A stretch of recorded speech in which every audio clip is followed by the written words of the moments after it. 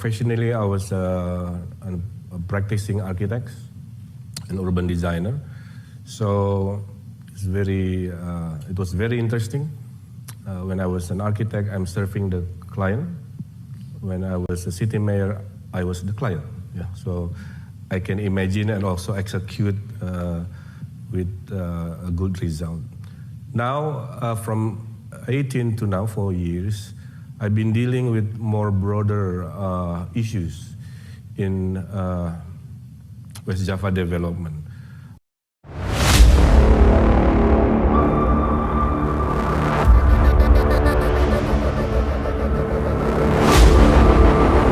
I've heard and I've read that to talk about a country, especially its economy, we can use the analogy of a human body. It is said by many experts that the economy of a country is like a human body. It's a system with many subsystems, each subsystem vital to the health of the body. And if we take care of the body, we maintain the body, we manage the body, we have a good lifestyle, we do not practice unhealthy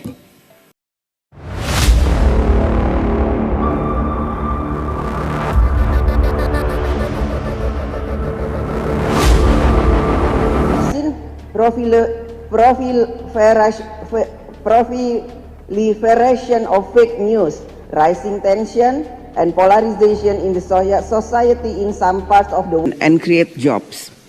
First, to accelerate the speed of pandemic recovery and the rate of global vaccination, health response is the key to recovery that is putting enormous strain in public health management, as well as impacting the global economy and the people's prosperity. We need to strengthen our cooperation, collaboration, or what we call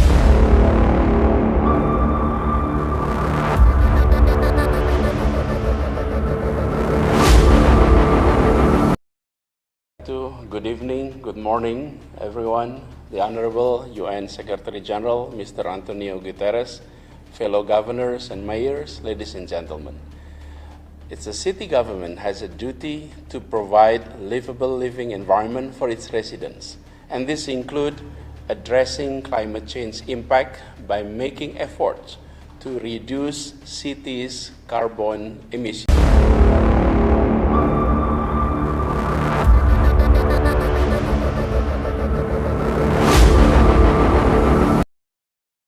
Assalamualaikum warahmatullahi wabarakatuh. May peace be upon us all. Excellencies, distinguished guests, ladies and gentlemen. First of all, I would like to thank Ambassador Ong Keng Yong, the Executive Deputy Chairman of RSIS, and Associate Professor Leonard Sebastian, Head of the Indonesia Program, for organizing this event. I'm truly honored to speak at this prestigious forum, and I'm very happy to be able to contribute in the efforts of strengthening the relations between Indonesia and Singapore.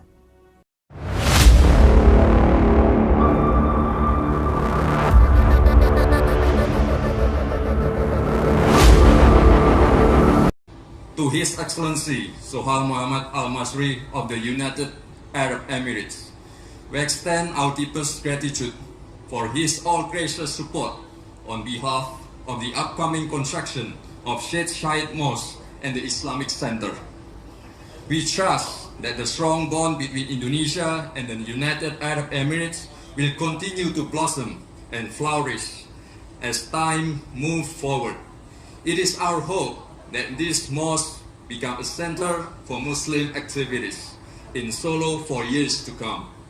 We desire that the future bring greater knowledge, both technological and religious based, to these sacred grounds. May all Muslims who enter through its gates be filled with a sense of joy and admiration for this great city, Surakarta, and our beloved country, Indonesia.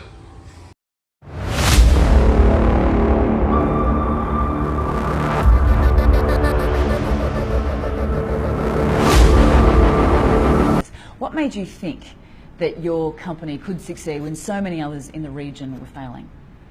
I think at that time was a survival mode. Number two, the view that coming out of the crisis, Indonesia will not be like this forever, like when we were in 97, 98. 5 to 10 years while Asia will come out from the crisis, energy will be in high demand. So that was the first call that we made on investments.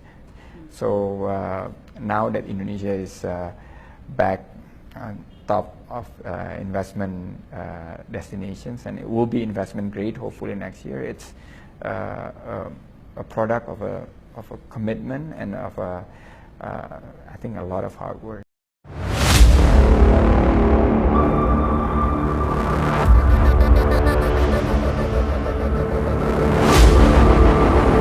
We can send some of a teacher, or maybe I can invite your expert from Australia to come here and, yes, and develop to the give something like training for trainers.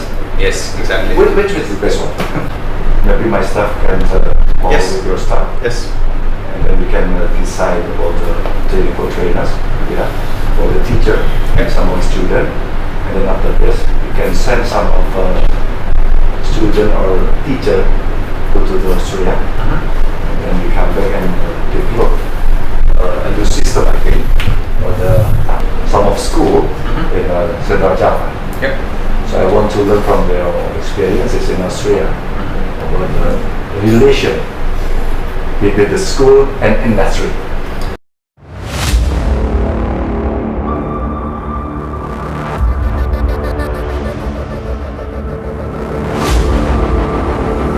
For the last session, and I think the issues of digitalization of 4.0 is something that is a challenge for Indonesia.